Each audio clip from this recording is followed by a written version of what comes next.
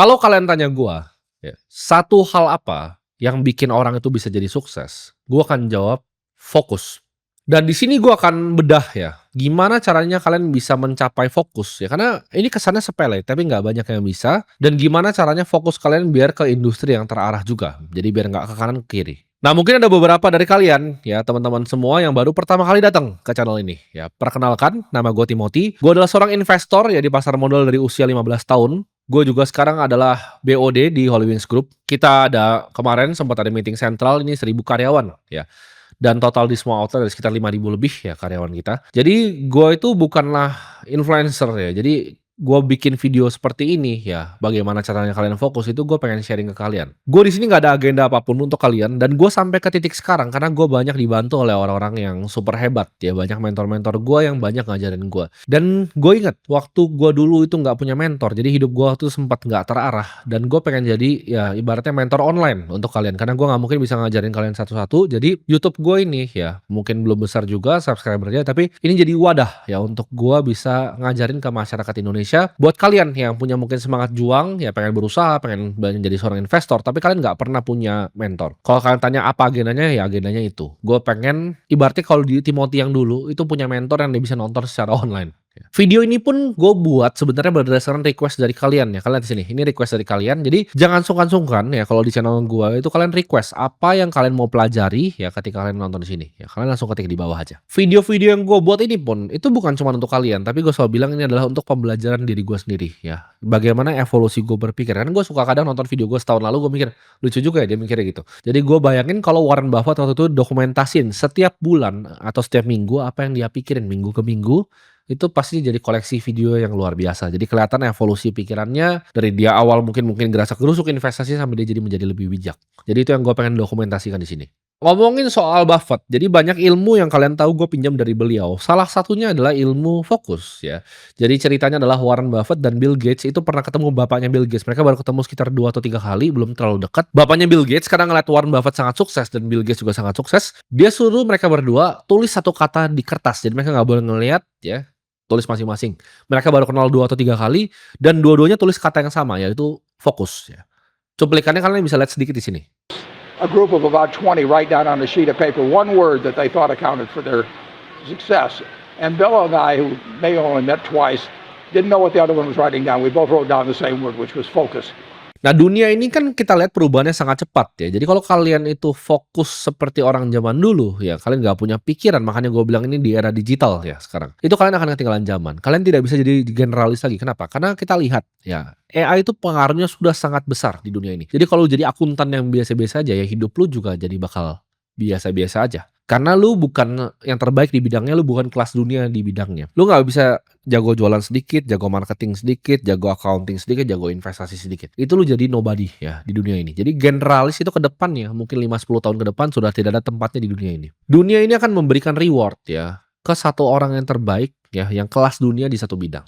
Gua pun beruntung sampai ke titik sekarang, tapi karena tanpa gua sadari dari gua kecil ya, gua selalu fokus. Jadi gua tuh suka banget dan gua sangat gemar berinvestasi. Dari kecil gua ngeliat perusahaan itu dari awal gua beli saham BCA, ya saham Barito Pacific, BRPT. Gua itu melihat perusahaan itu seperti makhluk hidup ya. Jadi kalau gua ngeliat laporan keuangan, kalian mungkin lihatnya itu sebagai angka-angka, tapi kalau gua ngeliat laporan keuangan, gua ngeliat itu kayak aliran darah perusahaan. Ini kemana nih? Nah, gua telusuri. Gue suka pelajarin. Jadi perusahaan itu gue lihat gitu dari manajemennya seperti apa, cara bekerja seperti apa, omsetnya berapa. Gue ngeliat itu kayak makhluk hidup yang benar-benar bernafas. Jadi agak beda sama kalian ngeliatnya. Walaupun sekarang gue udah nggak berinvestasi di pasar modal ya di saham, tapi kalau kalian tanya saham apapun ya mungkin 700 yang listing di bursa sekarang, gue bisa jawab semuanya gitu. Gue tahu hampir semuanya, mostly industrinya apa, dan ya gue masih ingatnya yang 2022 ya laporan keuangan terakhir gue baca-baca, gue masih ingat semua angka-angkanya sampai sekarang. Karena gue lihat itu sebagai kayak makhluk hidup. Nah sebelum kita bahas caranya nih, gimana caranya untuk jadi fokus, ya ini ilmunya apa aja untuk fokus, gue akan jelasin kenapanya dulu. Karena kalian harus mulai dengan kenapa? Kalian harus tanya kenapa? Kenapa harus fokus? Oke. Orang banyak yang suka ngomong hoki persiapan ketemu dan kesempatan ya itu semua orang tahu ya. Tapi hoki itu sebenarnya apa sih? Hoki itu selalu datang ke orang yang kelas dunia di satu bidang. Contoh, gue adalah diver paling handal yang dunia ini pernah lihat ya teman-teman. Gue jago banget diving. Lalu ketemu harta karun ya. Ada artefak dari zaman kuno nih harus diambil nih. Tenggelam waktu di kapal selam dulu harus di diving ke bawah. Dia teleponnya siapa? Gua pasti. Ya. Orang kan bilang, "Kok lu hoki lu dapat artifak-artifak mulu, dapat komisi terus, dapat emas terus?" Karena setiap orang ketemu harta karun yang bisa diving ke dalam situ cuman gua. Ketika lu jadi kelas dunia di satu bidang, semua opportunity akan datangnya ke lu. Jadi kalau bilang, "Oh, Timothy hidupnya hoki," karena gua kelas dunia di bidang investasi. Jadi ketika ada orang yang butuh expertise gua, datang ke gua kelihatannya hoki. Padahal enggak, karena gua kelas dunia di satu bidang. Nah, di sini kita akan bahas secara fundamental ya, cara untuk kalian tuh bisa fokus ya. Fokus dan jadi kelas dunia di satu bidang. Karena gue bilang tadi, kalau mau sukses ya harus hoki. Kalau mau hoki, ya lo harus jadi paling jago di satu bidang. Karena dengan lu paling jago di satu bidang, hoki akan datang ke lu terus. Ya. Orang bilang, Raffi Ahmad, kok bisa bisnisnya banyak? Karena dia punya media yang begitu besar. Semua orang mau berbisnis dengan dia. Semua orang pengen kasih saham gratis ke dia untuk dipromosikan bisnisnya. Jadi kesannya selalu hoki. Padahal enggak, dia yang ciptakan hoki itu dengan jadi artis nomor 1 di Indonesia. Nah, simpelnya kenapa sih orang nggak bisa fokus? Orang nggak bisa fokus itu karena yang namanya distraksi. Nah, distraksi ini ada hubungannya dengan yang gue sebut shiny object syndrome. Ya.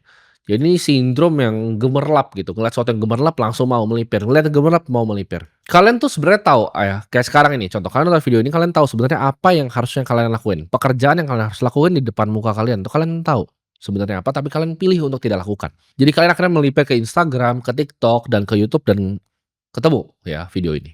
Kalian tuh semacam nyari kesenangan jangka pendek yang seperti dopamin ya. Namanya kan bahkan di Instagram itu feed ya. Feed itu apa? Makan, dikasih makan terus kalian sama algoritmanya. Sama mesin sosial media ini kalian dikasih terus ya kemenangan-kemenangan kecil. Jadi setiap kali kalian mau melakukan suatu hal, oke, gue pengen belajar tentang investasi kripto. Lu lagi belajar nih tengah-tengah baru semenit, ya kan? Buka TikTok lagi.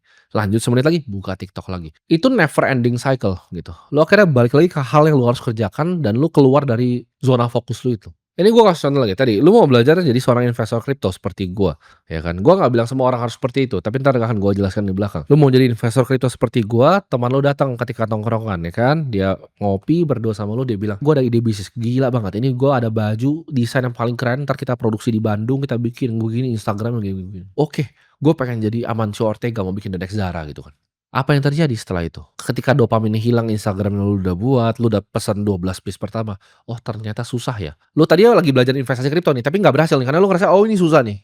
Terus lu bikin yang baju lu kira gampang, terus oh ternyata susah. Ini akan ntar ujungnya lu balik lagi, tuh habis itu ntar temen lu datang, oh bro ini gue ada kesempatan sekali seumur hidup, kita bikin coffee shop, konsepnya begini-begini, paling keren bro, modern, minimalis tempatnya. Akhirnya sama lagi ketika udah mau sewa tempat, aduh sulit juga ya. Nggak gampang ya datengin orang ke sini. Itu jadi shiny object, lu kan selalu mikir ada opportunity baru, opportunity baru, opportunity baru.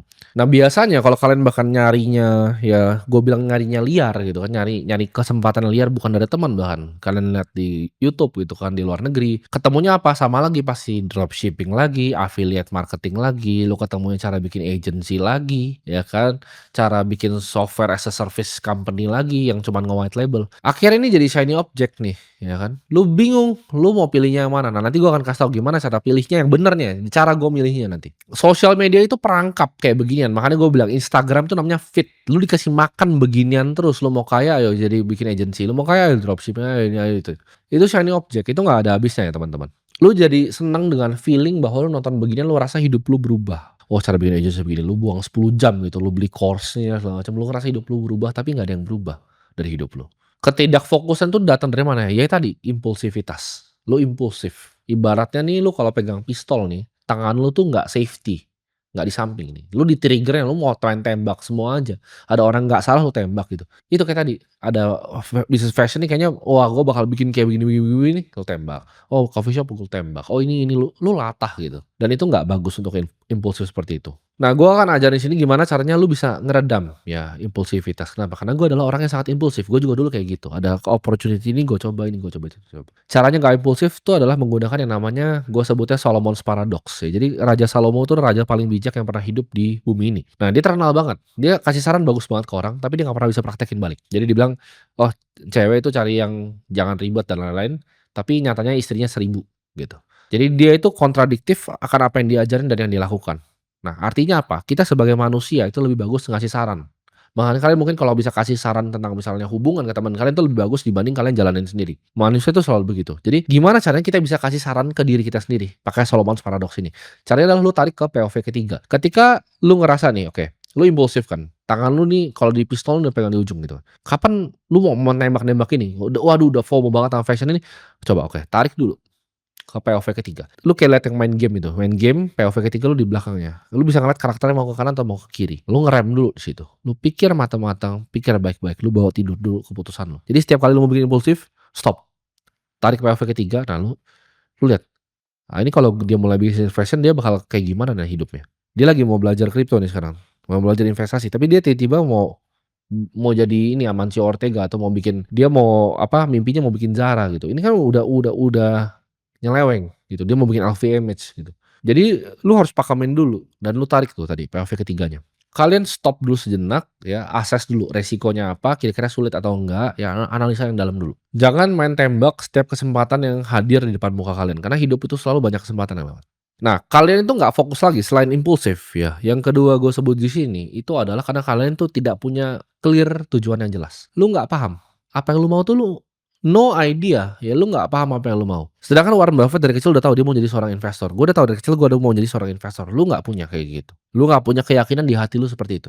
Semua buku Warren Buffett itu sampai meja kerja gue sampai sekarang di rumah tuh selalu ada di samping ya. Gue terobsesi dari gue kecil 15 tahun sampai sekarang gue selalu terobsesi jadi investor sehebat Warren Buffett. Nah, kalian untuk punya tujuan yang jelas mau jadi seorang apa, kalian harus cari industrinya dulu. Nah, industri cari di mana? Jangan cari di online influencer. Kalau kalian cari di online influencer luar negeri, ketemu ntar agency dropshipping affiliate marketing lagi. Percayanya siapa dong kalau begitu? Ya lu percaya riset lu sendiri. Nah, gimana cari-carinya? Kalian tinggal cari gitu kan. Orang kaya itu siapa? Oh, billionaires ya. Billionaires tuh punya uang berapa? 15 triliun minimal hartanya untuk dia bisa dideklarasi sebagai billionaire. Cari ya industri apa ya billionaires ini? Pakai bahasa Inggris tuh lu cari itu di Google. Akan keluarnya 5 industri ya. Yang pertama adalah finance and investment, dua adalah teknologi, orang-orang kayak Mark Zuckerberg dan lain-lain. Finance tuh siapa aja? Orang-orang kayak Warren Buffett, orang-orang kayak Steven Schwarzman, orang kayak Ken Griffin yang bikin Citadel, Jeff Yazd yang bikin Susquehanna, ya hedge fund itu, ya Ray Dalio, Bridgewater. Itu paling banyak di dunia nih, finance and investment. Kedua, teknologi, Mark Zuckerberg, Jensen Huang,